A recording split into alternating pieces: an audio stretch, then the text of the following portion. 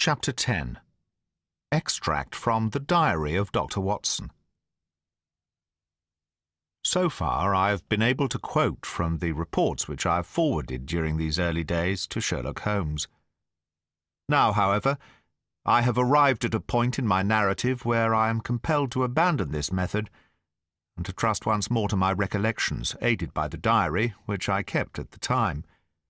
A few extracts from the latter will carry me on to those scenes which are indelibly fixed in every detail upon my memory. I proceed, then, from the morning which followed our abortive chase of the convict and our other strange experiences upon the moor. October 16th. A dull and foggy day with a drizzle of rain.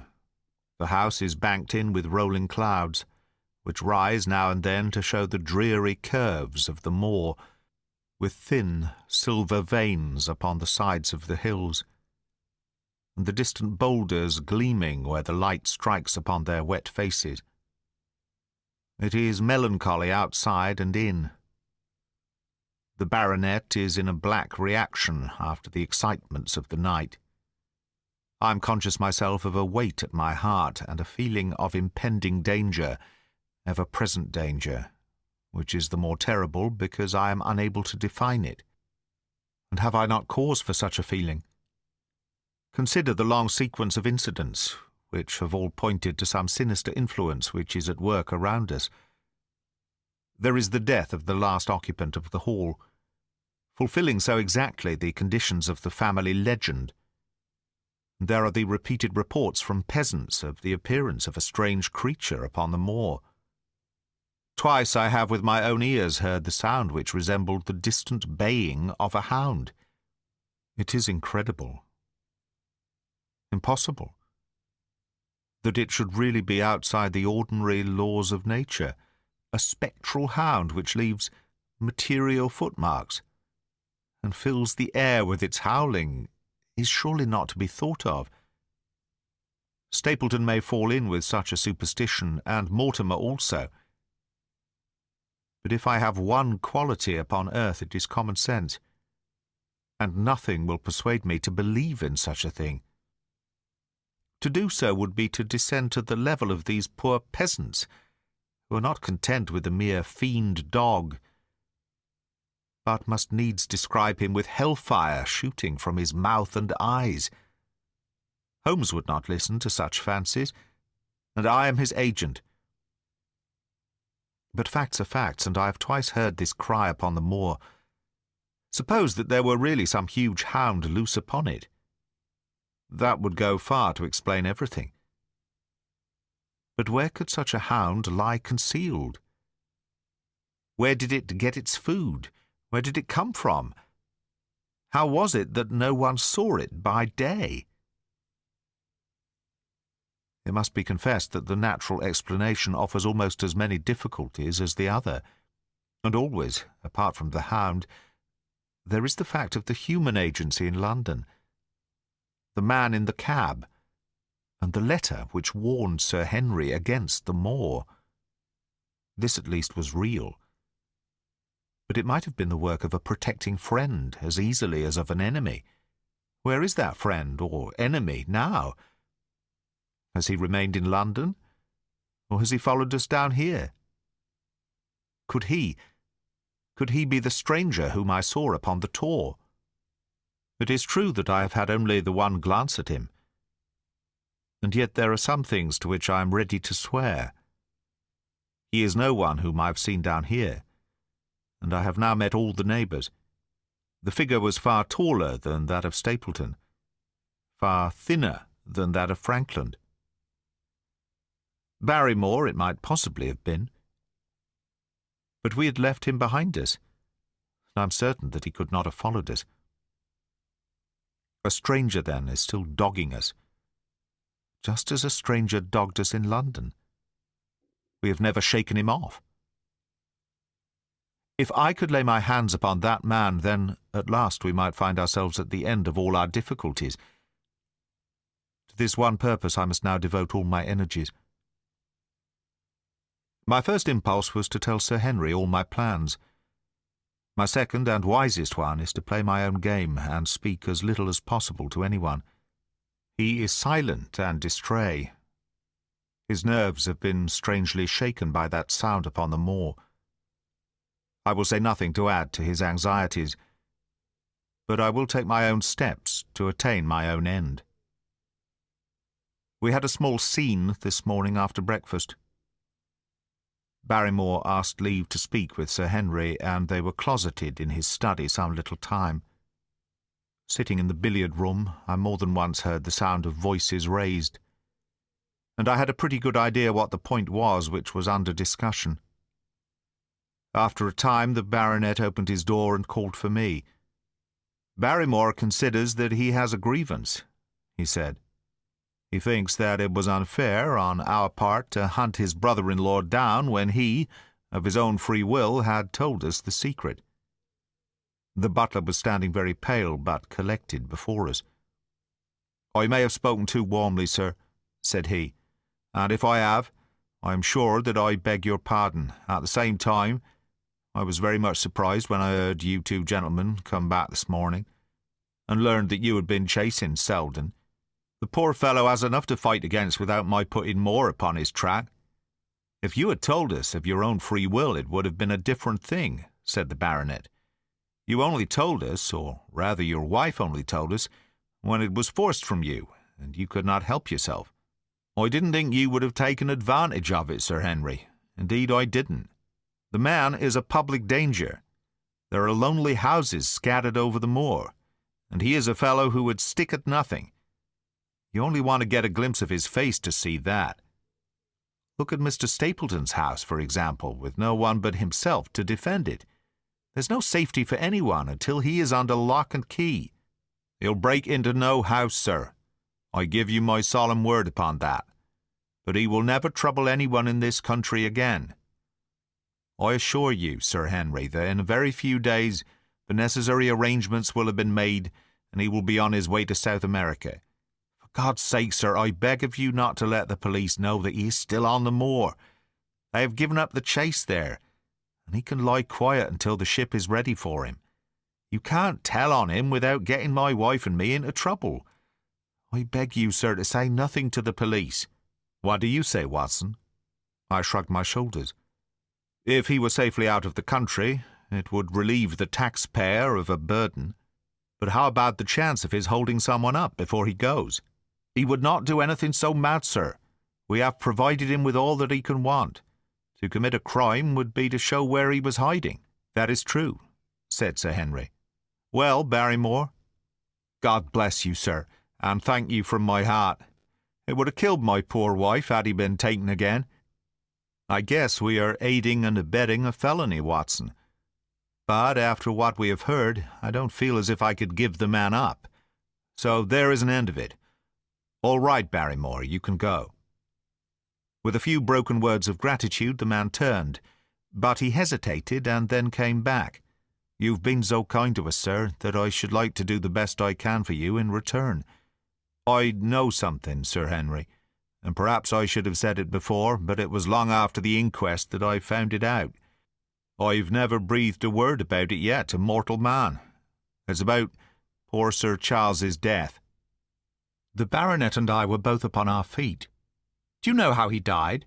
"No, sir, I don't know that." "What then?" "I know why he was at the gate at that hour. It was to meet a woman." "To meet a woman? He?" "Yes, sir." "And the woman's name?" "I can't give you the name, sir, but I can give you the initials.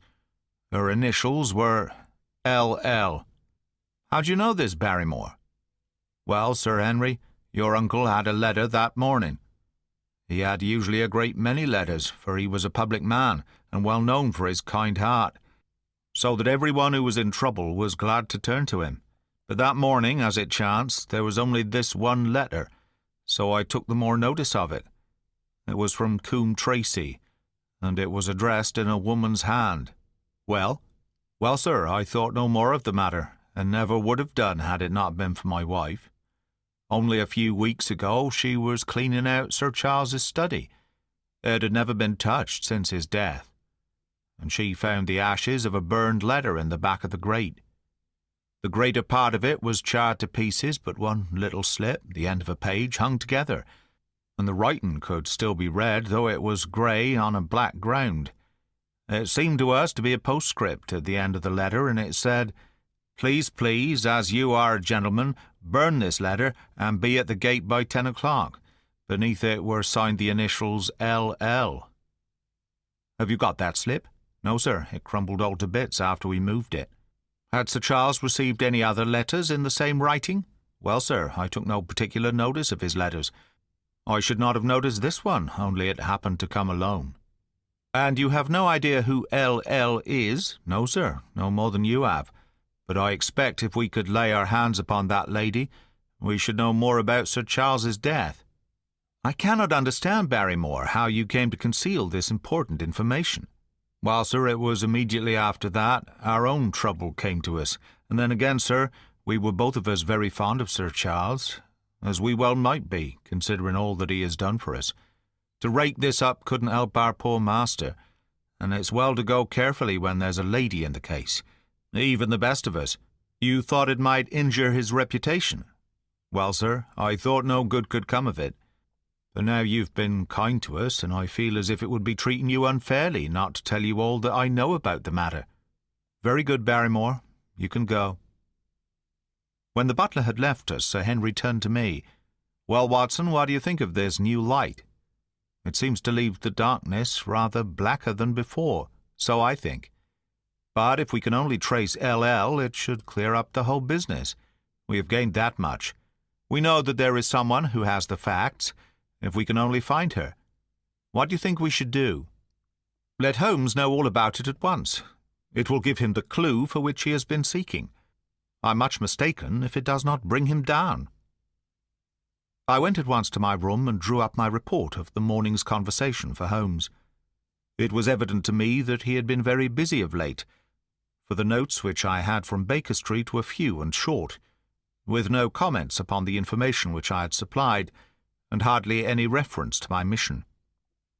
No doubt his blackmailing case is absorbing all his faculties, and yet this new factor must surely arrest his attention and renew his interest. I wish that he were here. October 17th. All day today the rain poured down, rustling on the ivy and dripping from the eaves. I thought of the convict out upon the bleak, cold, shelterless moor, poor devil. Whatever his crimes, he has suffered something to atone for them. And then I thought of that other one, the face in the cab, the figure against the moon. Was he also out in that, deluged? The unseen watcher, the man of darkness? In the evening I put on my waterproof, and I walked far upon the sodden moor, full of dark imaginings, the rain beating upon my face and the wind whistling about my ears. God help those who wander into the great mire now, for even the firm uplands are becoming a morass. I found the black tor upon which I had seen the solitary watcher, and from its craggy summit I looked out myself across the melancholy downs. Rain squalls drifted across their russet face, and the heavy slate-coloured clouds hung low over the landscape, trailing in grey wreaths down the sides of the fantastic hills. In the distant hollow on the left, half hidden by the mist, the two thin towers of Baskerville Hall rose above the trees. They were the only signs of human life which I could see, save only those prehistoric huts which lay thickly upon the slopes of the hills. Nowhere was there any trace of that lonely man whom I had seen on the same spot 2 nights before. As I walked back, I was overtaken by Dr. Mortimer driving in his dog-cart over a rough moorland track, which led from the outlying farmhouse of Foulmire. He has been very attentive to us, and hardly a day has passed that he has not called at the hall to see how we were getting on. He insisted upon my climbing into his dog-cart, and he gave me a lift homeward. I found him much troubled over the disappearance of his little spaniel. It had wandered onto the moor, and had never come back. I gave him such consolation as I might, but I thought of the pony on the Grimpen Mire, and I do not fancy that he will see his little dog again. "By the way, Mortimer," said I, as we jolted along the rough road, "I suppose there are few people living within driving distance of this whom you do not know?" "Hardly any, I think." "Can you, then, tell me the name of any woman whose initials are L.L.?" He thought for a few moments. "No," said he. "There are a few gypsies and labouring folk for whom I can't answer, but among the farmers or gentry there is no one whose initials are those. Wait a bit, though," he added after a pause. "There is Laura Lyons. Her initials are L.L., but she lives in Coombe Tracy." "Who's she?" I asked. "She is Franklin's daughter." "What, old Franklin, the crank?" "Exactly. She married an artist named Lyons, who came sketching on the moor. He proved to be a blackguard and deserted her. The fault, from what I hear, may not have been entirely on one side. Her father refused to have anything to do with her because she had married without his consent, and perhaps for one or two other reasons as well. So, between the old sinner and the young one, the girl has had a pretty bad time. How does she live? I fancy old Franklin allows her a pittance, but it cannot be more, for his own affairs are considerably involved. Whatever she may have deserved, one could not allow her to go hopelessly to the bad. Her story got about, and several of the people here did something to enable her to earn an honest living. Stapleton did for one, and Sir Charles for another. I gave a trifle myself. It was to set her up in a typewriting business." He wanted to know the object of my inquiries, but I managed to satisfy his curiosity without telling him too much, for there is no reason why we should take anyone into our confidence. Tomorrow I shall find my way to Coombe Tracy, and if I can see this Mrs. Laura Lyons, of equivocal reputation, a long step will have been made towards clearing one incident in this chain of mysteries.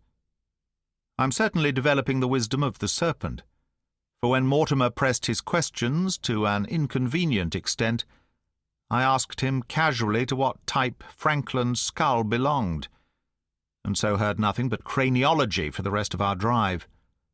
I've not lived for years with Sherlock Holmes for nothing. I have only one other incident to record upon this tempestuous and melancholy day. This was my conversation with Barrymore just now, which gives me one more strong card which I can play in due time. Mortimer had stayed to dinner, and he and the baronet played écarté afterwards. The butler brought me my coffee into the library, and I took the chance to ask him a few questions. "Well," said I, "has this precious relation of yours departed, or is he still lurking out yonder?" "I don't know, sir. I hope to heaven that he is gone, for he has brought nothing but trouble here. I've not heard of him since I left out food for him last, and that was 3 days ago." "Did you see him then?" "No, sir, but the food was gone when next I went that way." "Then he was certainly there?" "So you would think, sir, unless it was the other man who took it." I sat with my coffee-cup halfway to my lips and stared at Barrymore. "You know that there is another man, then?" "Yes, sir, there is another man upon the moor." "Have you seen him?" "No, sir." "How do you know of him, then?" "Selden told me of him, sir, a week ago or more. He's in hiding too, but he's not a convict, as far as I can make out. I don't like it, Dr. Watson. I tell you straight, sir, that I don't like it." He spoke with a sudden passion of earnestness. "Now listen to me, Barrymore. I have no interest in this matter but that of your master. I've come here with no object except to help him. Tell me frankly what it is that you don't like." Barrymore hesitated for a moment, as if he regretted his outburst or found it difficult to express his own feelings in words. "There's all these goings-on, sir," he cried at last, waving his hand towards the rain-lashed window which faced the moor. "There's foul play somewhere, and there's black villainy brewing, to that I'll swear. Very glad I should be, sir, to see Sir Henry on his way back to London again." "But what is it that alarms you?" "Look at Sir Charles's death. That was bad enough, for all that the coroner said. Look at the noises on the moor at night.